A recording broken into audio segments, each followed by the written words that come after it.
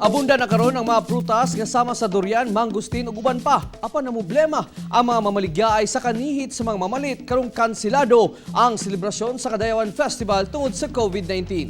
Ang report ni Sheila Vergara Rubio, live Sheila. Yes, real pangitaan og paagi sa Department of Agriculture nga dili masayang ang kadaghang supply sa durian ug ubang pang mga prutas nga tingbunga karong Agosto. Ilabi na nga wala kay aktibidad nga sa mabaligyaan sa mga prutas tungod sa nasilating pandemya.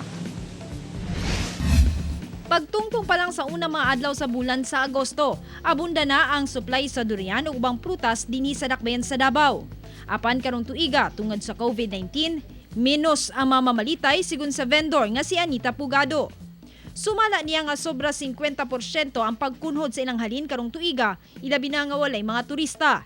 Mga first week og August, ma'am, arang-arang na gyud ang palit, ano, basta season na gyud siya. Pero karon wala gyud, mingaw gyud. Lahira gyud tong una siya nga medyo arang-arang gyud ang palit. Busa nagadiskarte na lang sila og market sa online. Isay na may magkuan-kuan mi sa online para na imong palit. Ya karon isay wala pod, mingaw gyud.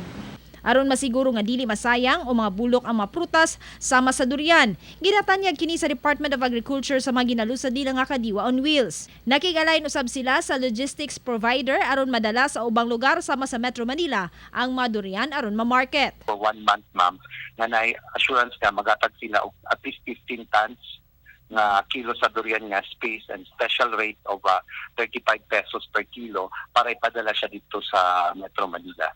Samtang nakigalain usab ang mga buhatan sa usa ka mall aron makalusad og durian market ilabi na kung weekend. Durian Market will also open in the Northwing Event Grounds on August 24. It will run until September 28, and this will feature farmers of the Durian Industry Association of Davao. Real kung dili man lang makagawas ang kadaghanang mga tao karong panahon no, gilaraw nga ma-distribute ang kadaghang stock sa nagkadiyang local market ilabi na usab sa mga hilit na lugar. Ilabi na nga gikinahanglan gayod ang prutas sa katawhan karong panahon aron ma-boost ang immune system. Real. Okay, salamat Sheila Vergara Rubio.